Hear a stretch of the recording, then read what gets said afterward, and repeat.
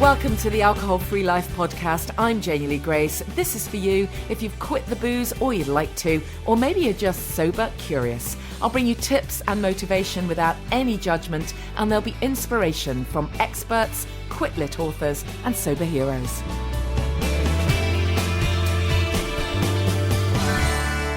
Hi and welcome to the podcast Alcohol Free Life. Thank you to those people who got in touch after the last podcast. Some really nice responses to the interview with author and hypnotherapist Elsa Frank, including someone who hired her for a session and said, wow, this stuff really does work. And thank you to everyone who's taken the time to subscribe and rate the podcast.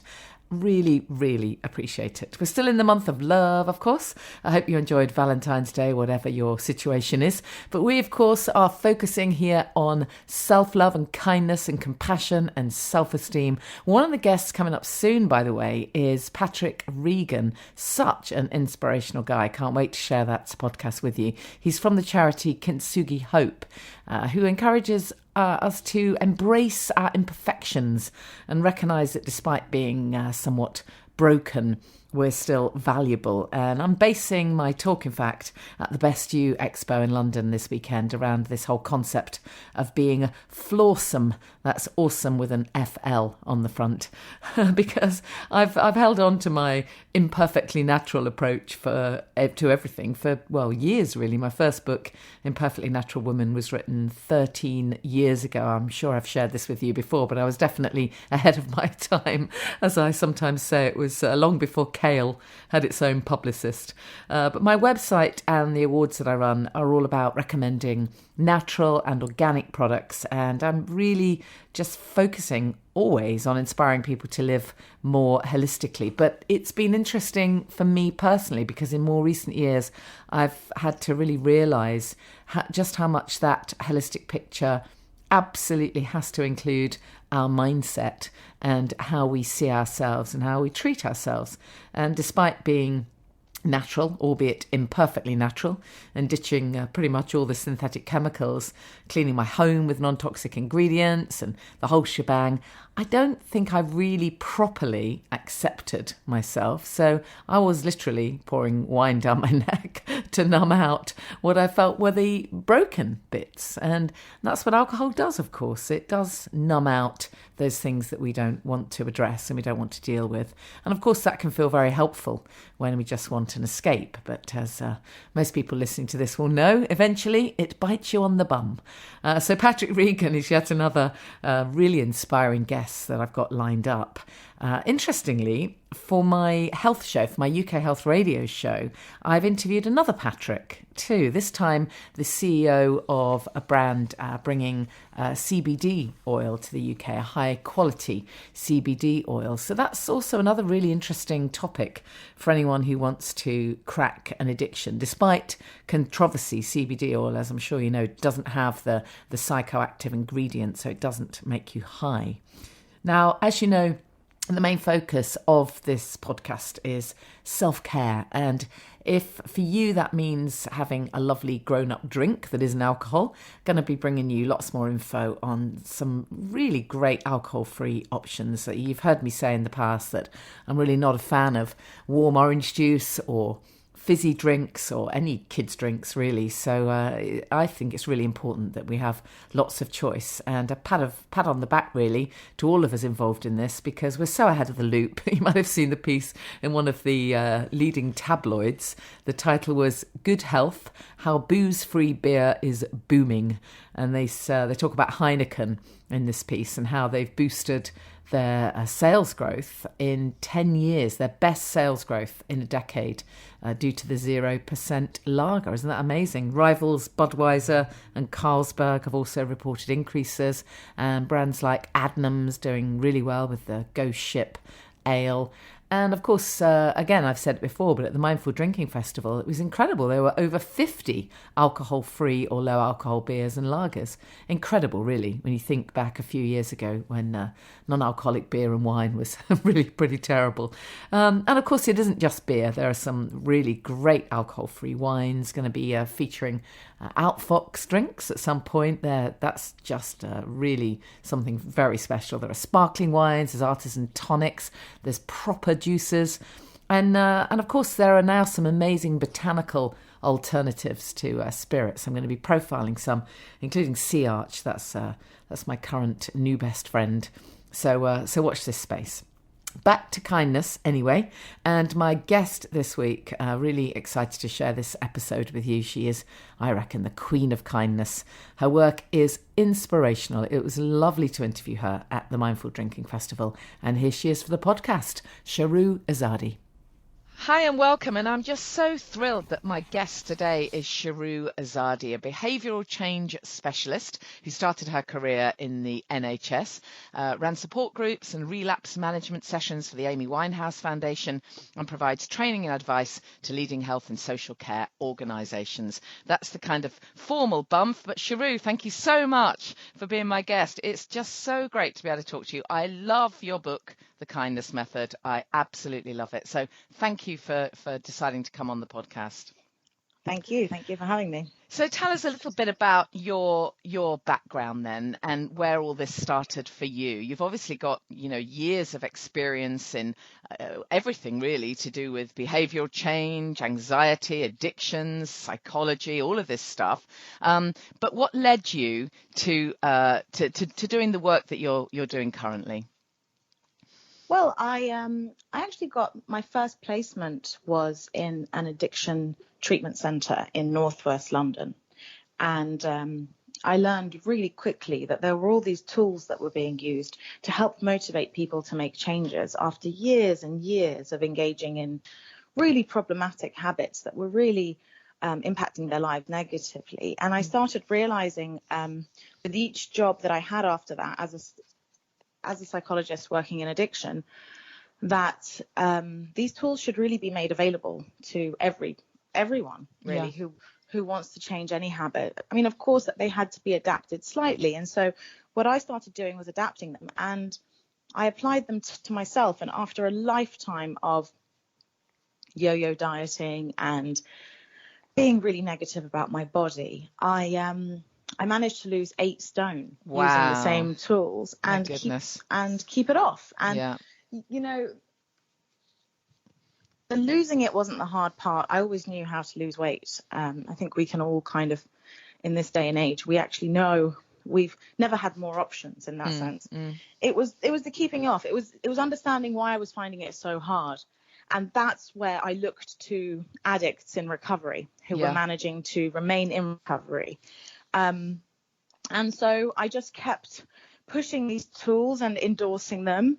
And then eventually I was delivering workshops at the School of Life, and a journalist heard about my work, Marisa Bate from the Pool, and she contacted me and said that she wants to drink less, but she doesn't want to stop altogether, and that most of the provision out there for support of problematic drinking was abstinence-based.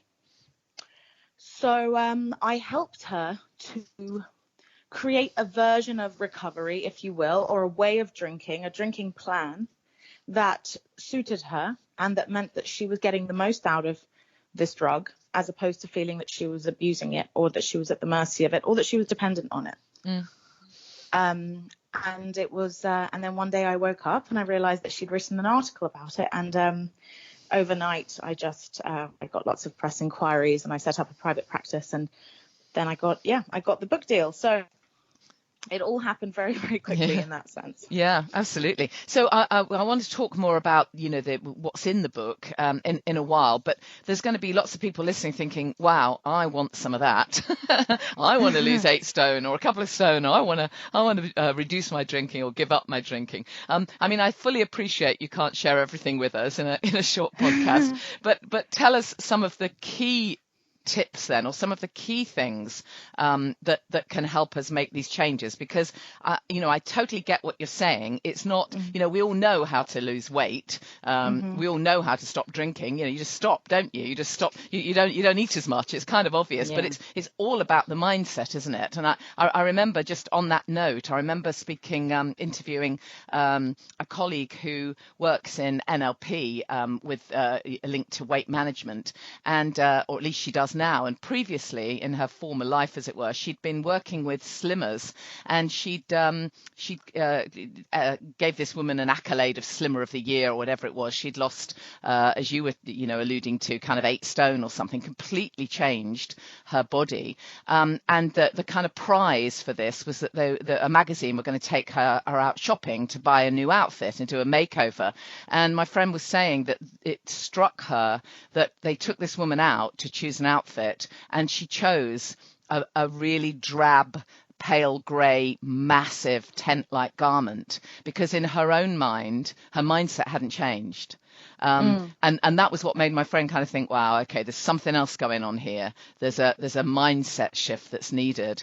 So what were the things that you noticed particularly that made a difference, that you felt needed to be adapted?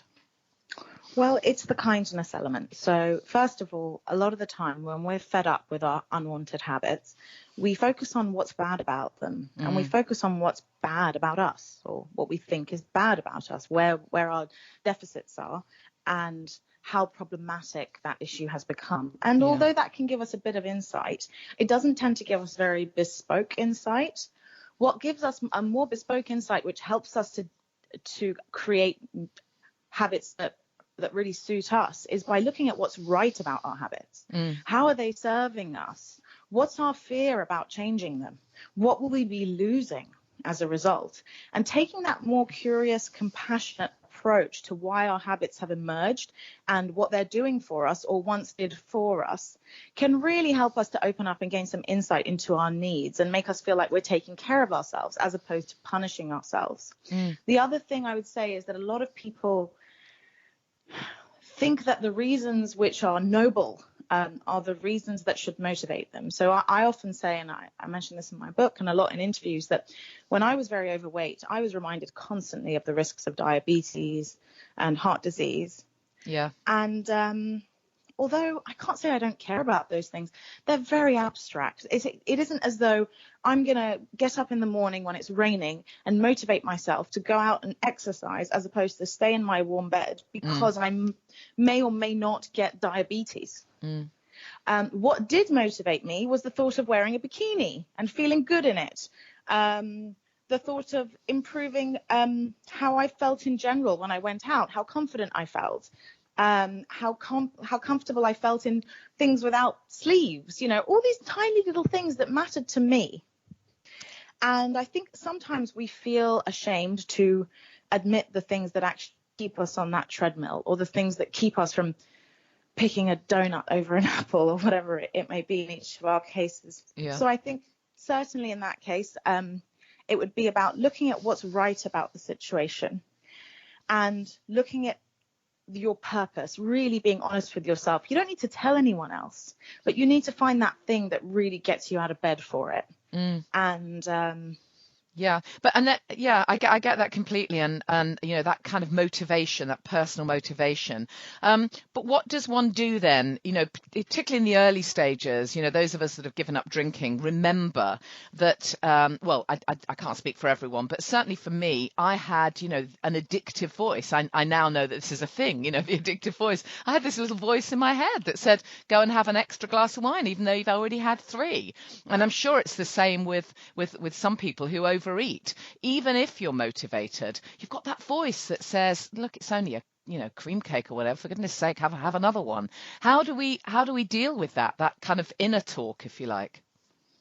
I think we understand that it's an alert, and we observe it as opposed to treat it as a command that we have to follow.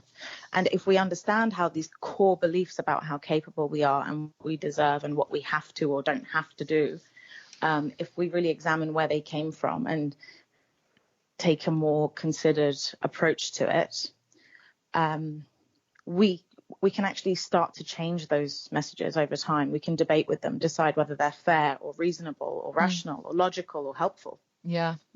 Do you think that everyone is kind of prone is not quite the right word, but do all of us have an addictive kind of trait, if you like, or is it that some people do and some people don't? That's I'm afraid, first of all, I think anyone worth their salt who tells you that everyone is anything, Yeah, is the very bar true. is much up. But I think also, no, I think there are so many theories of addiction. There are so many different schools of thought, and now more than ever, it's so hard to determine how it comes about, why it comes about, whether it's temporary, whether it's ingrained. There are just so many different things. What I do know for sure is that most of us do not learn early on to diversify our coping strategies. So we find these effective ones, like alcohol, for example, which is really effective in the short term. Yeah. And so we don't develop other ones. And as a result, we can become dependent on just one crutch. And if that crutch is something we can build our tolerance to, something we don't get better at, and something that doesn't benefit our lives in other areas, then it can become problematic and we can feel dependent on it. And the degree of that will depend entirely from person to person. Yeah. So unfortunately, although I get asked these questions really often and I want to give a really clean answer, usually I say if there was a clean answer, I'd be on the news right now. Yeah. You know? Yeah. No, I get that completely. And on that note, I mean, I wasn't necessarily going to ask you this question, but I'd love to. I know that you've done a lot of work with young people, and you know, you talk about the fact that we're not taught these coping mechanisms early enough. I mean, how would you like to see that change in terms of young people? I know you and I separately had conversations about teenagers with anxiety, and there are so many issues around mental health in young people. How could that be different? What would you like to see change for young people in the UK?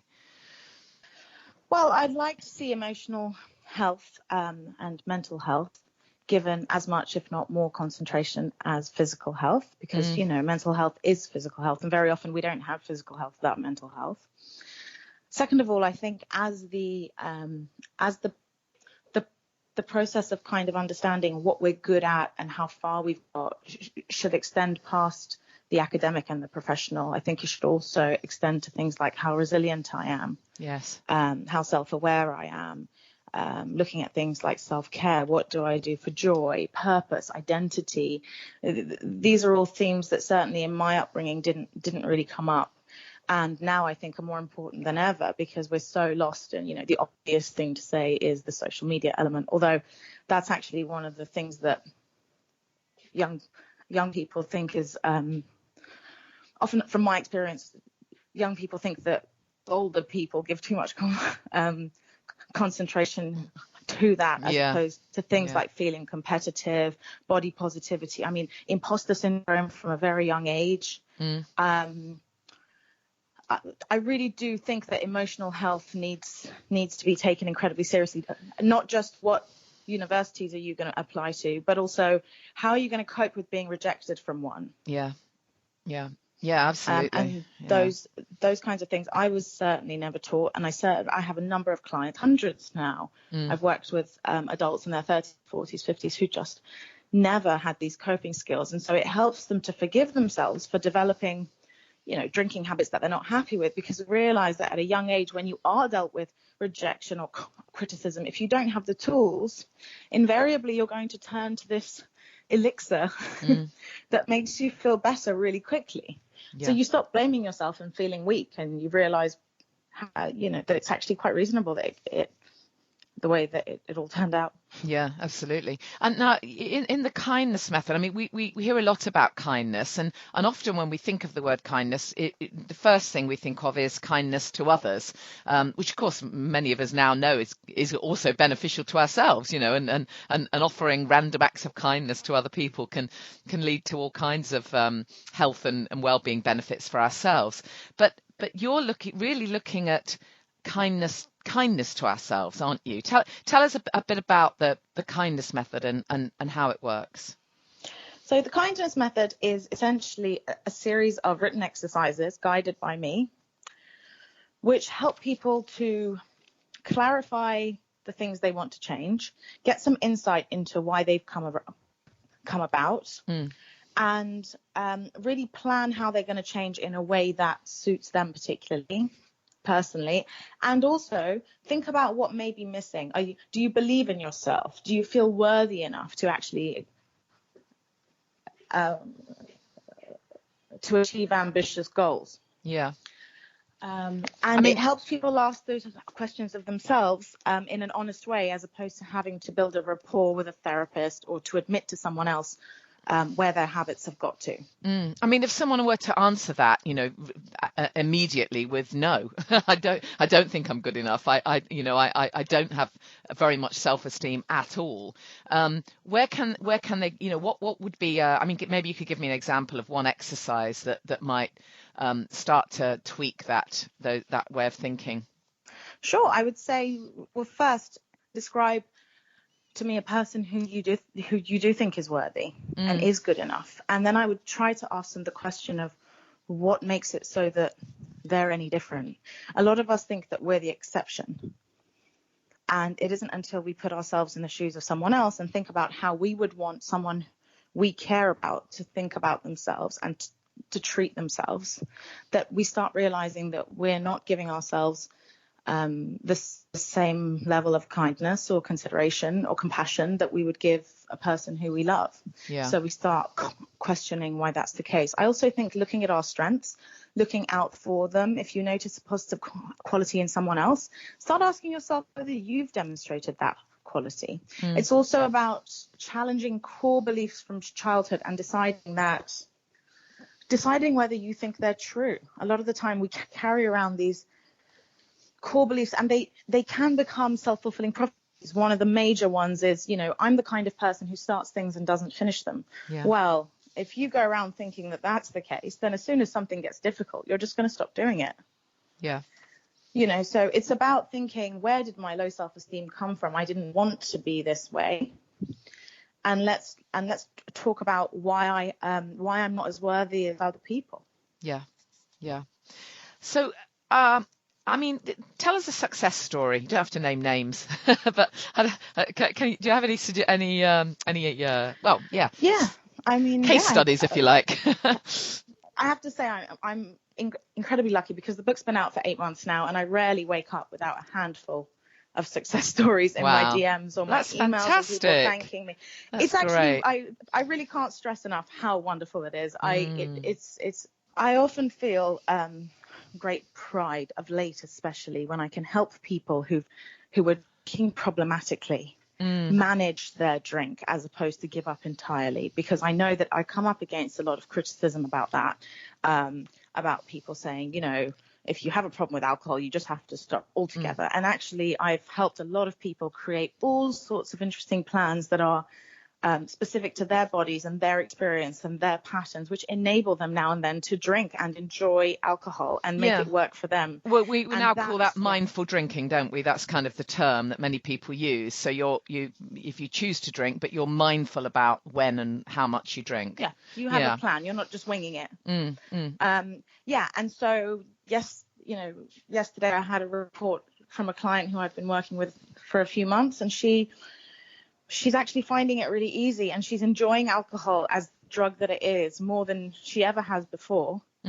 by having a plan and doing things on purpose, with purpose. And that really reassures me, because obviously it's kind of a new approach that I'm taking, and it was a bit of a risk. But I have to say, recently, this is the success stories about people who are managing alcohol and who've essentially decided that for the rest of their lives, they either need to check in with themselves about alcohol, or they do need to just stop. And because they don't want the latter, they commit to the former. Yeah. And I'm seeing some amazing success stories there. That's great. So let's just dig in a little deeper to the book, to the kindness method. I mean, particularly for someone who is trying or would like to change their relationship with alcohol, would you say some of the first steps? Well, I'd say first you need a really honest understanding of how much you're drinking. Well, that's an interesting one, because most of us don't admit that. I mean, people go along to GPs and say, we're asked how much we drink, and most people fib massively. And even when you do tell the truth, I remember telling the truth once to a doctor, and the response was just, well, that seems perfectly normal to me. And of course, I now realise that large percentage of the medical profession and therapists are also drinking. So Yeah, of course. in our culture, we're not called out on it enough. That's really often the case. So you're absolutely right. To be completely honest about what that amount is really important. And then just to add to that, there is another confusion in that, we constantly pick up newspapers that tell us that alcohol is good for us. So all of these messages are very confusing for the brain, aren't they? Are people saying alcohol's good for us? Oh, yeah. You see lots and lots of reports that say alcohol is good for you. Oh, you mean like a glass of wine? Yeah, I mean, of course it will say, brackets in moderation. But, For people who don't have an off switch, we managed to see the headline, but miss that phrase. Mm-hmm. Yeah, no, I think being honest about it is really important. And I think that's why with the kindness method, what I've tried to do is create a space where people can write down what the reality of what's going on. And I also encourage them to try and take the judgment out of, units. And I've just never known anyone who stopped drinking because of how aware they are of units. No, exactly. Yeah. So take it out. Pretend you're talking about oranges. Yeah. It doesn't matter. Yeah. At the moment, you're just looking at, you just need a reliable baseline from which to measure your success. And I think that's something people deprive themselves of, because they don't want to admit quite the extent to which they're drinking. And one thing I've often done is try to reassure clients and remind them that I am completely unshockable. Having, when you work in addiction, you don't discriminate between the substances. It doesn't matter. Motivational tools apply to absolutely any habit change. Yeah. So when you're writing down how much you're drinking, just be honest about it. It's okay. Yeah. And the other thing I would say is start thinking about the occasions when you're drinking to improve an already good kind of a situation or feeling, and the instances when you're drinking to escape or avoid or distract. Yeah. And identifying those may well help you identify the line between just using and abusing. Yeah. And do you think we should get support? How important do you think support is? I mean, I know that you say that the book, that the kindness method leads you through a whole bunch of exercises, which means you don't have to go and open up to a therapist if you don't want to. But do you think it's important for someone in this situation to get support from like-minded people? I know that for me, I found that kind of reading the Quitlet and getting to hear that there were other people who had been waking up at 3 a.m. just like me was hugely beneficial. Do you recommend that? Yeah, absolutely. I think in terms of feeling not alone, feeling like you're normal, whatever that means, totally. But I also think that a lot of people have embraced my approach because it is a private process, and actually because the reasons that they're drinking are just automatic pilot, and the fact that their tolerance has increased. Now, if when you stop drinking or drink less, you think a lot of stuff's going to come up for you that you need to deal with emotionally that you've otherwise been dealing with by drinking, then of course, I think you're probably in the category of people who need to make sure that you have that support in place. There are a lot of people who decide to engage in counselling once they've removed drink as a crutch. There are other people who simply, it's too much of a good thing, and they need to stop drinking under certain circumstances. And so for those people, no, if I'm honest, I don't necessarily think that they need that. I think they just need a framework and a little private plans. So again, I mean, I always feel so annoying not being able to answer questions more clearly, but I think about the people who I respect who talk about human nature and human behavior, and it's always the ones, unfortunately, who don't have the blanket answers about humans. No, well, absolutely. That's the beauty of it, really. I mean, I'm looking through the book, and some of these exercises are really interesting. I mean, of course, forgiveness comes up, the importance of being able to forgive yourselves. I mean, yourself. I mean, most of us are way harder on ourselves than we ever would be on anyone else. We really do have that inner critic having a go at us. I'm guessing gratitude comes in there. Tell us a bit more about the actual kindness. I suppose it links to self-care. What can we do to look after ourselves better? How do you define self-care, and what would you say would be the starting point for most people? Because of course it's going to be different for everyone, isn't it? Sure. Yeah. I mean, the kindness bit actually in the context of the habit book, because we do hear a lot about self-care and, taking care of ourselves and protecting our time the way we would protect a plan with another person. And all of that stuff is really well covered. Kindness element that I bring into habit change is understanding that the conversation that we have with ourselves when we've done something that we're not proud of determines whether we get back on track or whether we make things worse. Right.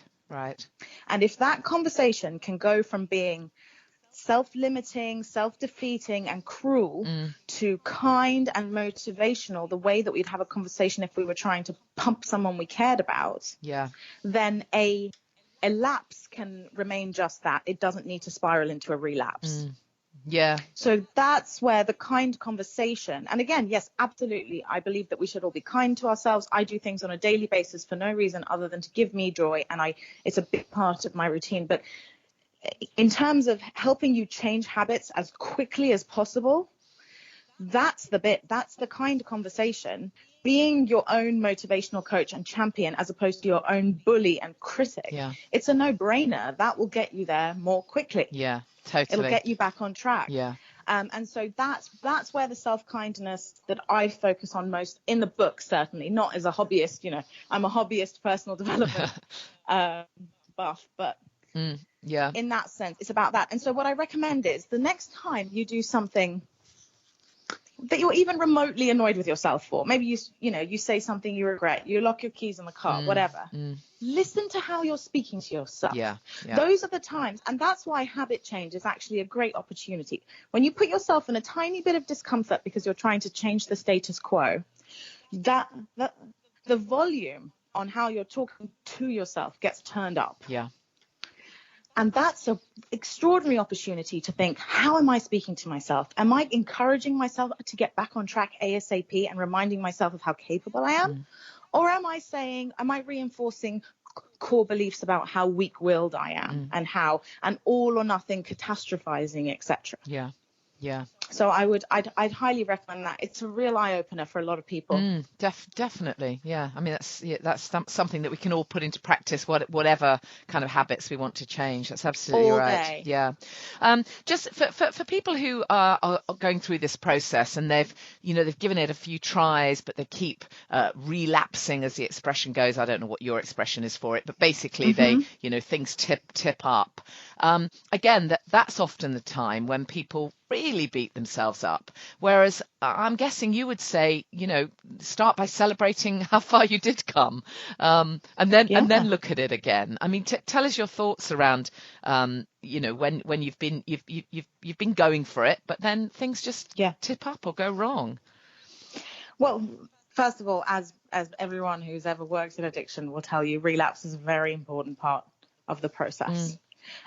What you can do, first of all, is really look at what combination of factors led to that relapse, and at the very least externalize them, write them down, and try and make it so that particular relapse doesn't take place again. The other thing I would do is not underestimate the early warning signs of a relapse. Very often we think that it comes out of nowhere. It doesn't come out of nowhere.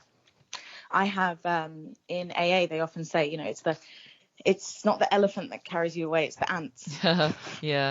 And it really is. It's all those tiny things. When I think back to a relapse, be it with anything that I'm trying to do across my life, any time that I've sort of gone off plan and stayed there for longer than I'd like, I think back and I realize, do you know what? I was actually neglecting my self-care, or I was actually not exercising as much as I know I should, or I wasn't drinking enough water or getting enough fresh air or connecting with other people. And all these tiny things that we think are unrelated massively contribute to how resilient we feel when we're challenged.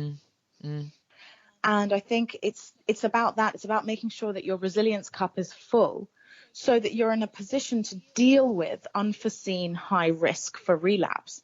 And it doesn't need to be unforeseen after a while, because you can start sort of you can start preempting your own behavior and noticing patterns and realizing actually it's a lot more textbook and it doesn't come out of nowhere. Yeah. But you have to want to externalize it in that moment. You have to look at it as a whole journey of learning about yourself and your relationship with alcohol and saying, okay, I've relapsed. That's okay.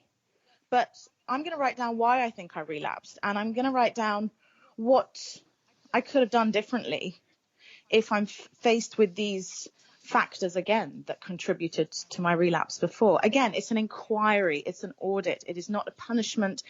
It's not a boot camp. It's just saying, where have I got to? You know, a lot of the time I say we don't find ourselves. We just meet ourselves. Yeah. And then, I mean, we could talk for absolutely hours, but finally, how well, I can't ask you how long it all takes, of course, because it's literally how long is a piece of string. But what, you know, how should people kind of prepare for the long game? Because, you know, people who've given up drinking often find that there are milestones. You know, often after 3 months you might feel a little more solid. Or I mean, what's your view in terms of people's expectations? I mean, when I first gave up drinking, I fully expected to have lost 2 stone and be bouncing around with energy within 3 weeks. And I had a massive shock to find that actually I felt incredibly emotional, really quite raw and very miserable. And I hadn't lost any weight. In fact, I probably gained it because I probably then took up sugar and all kinds of other stuff. I'm not trying to put anyone else off, but, you know, there are some realities here. And I think it is about managing expectations. What would your view be on that? Yeah, I think, well, first of all, in the first stages, even if you're not physically dependent on something, you're making a change, and that is uncomfortable. Yeah. And that's why these initiatives like Dry January, etc., can be used very, very beneficially, because it's we call an addiction sampling sobriety. And the idea is that we can't put ourselves in the mindset we're going to be in when we finally adjusted to change. Yeah. And we worry that we're going to feel like we're white knuckling it the whole way through. And so if we set a short-term goal and then reassess when we get there, it can feel a lot more manageable. To sit through the initial discomfort. And I think also making sure that with any habit change or anything difficult that you're doing, which requires compromise or sacrifice on your part, especially in the short term, it isn't enough to just move away from the negatives. We will normalize them very quickly, as we have with a lot of things. You know, you stop smoking, you don't wake up every morning a year later and say, God, I'm so proud of myself, I stopped smoking. You need to be always moving towards a more exciting and more enjoyable life, not just moving away from one that you don't want. Yeah. That's what keeps people motivated and keeps them on track and helps them push through when things are most difficult. Yeah. Great advice. And you've got some lovely sections in the book about happiness as well. Thank you so much, Shahroo. It's a fantastic book, The Kindness Method, Changing Habits for Good. And Shahroo, tell people where they can find out more about your work.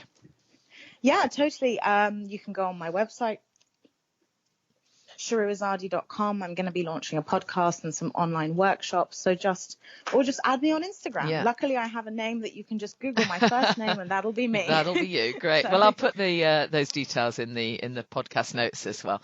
Fantastic to talk to you. I really appreciate your time and thank you for the amazing work that you do.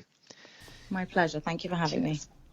Make sure you grab yourself a copy of Shahroo's book, The Kindness Method. And for this week, my top self-care tip is to treat yourself to a really good notebook. You know, the kind of journal that makes you want to write in it every day. I do have a bit of a penchant for stationery. Lots of us do. But I'm quite messy with diaries and notes. And then when I finally find one lovely book that I want to write in, I find that it's really quite transformational. Now, I have spoken in previous podcasts about the importance, in my view, of journaling, just writing down your thoughts, without editing them, just write down what you're feeling, maybe whether it's a gratitude list or maybe you're even moaning and groaning. It really doesn't matter, but I do think you should write stuff down and write it longhand. What's that? Using a pen. So I really recommend that little tiny self-care tip of buying yourself a lovely journal or a lovely book to write in. We've still got great self-care prizes to give away. As you know, I'm working with the charity My Yard. The campaign is still stay dry till July, I should say. And we've got some really nice gifts that we're giving away. This week, there's some gorgeous organic hair care products from leading organic hairdresser Tabitha James Cran. So see if you can win yourself some of those. And I almost forgot, we're hosting an event. I did mention this. Self-care for the sober curious. So this is in London. It's on the evening of March the 11th, 7 p.m. at the Jago Club, the newly renovated Jago Club in Dalston.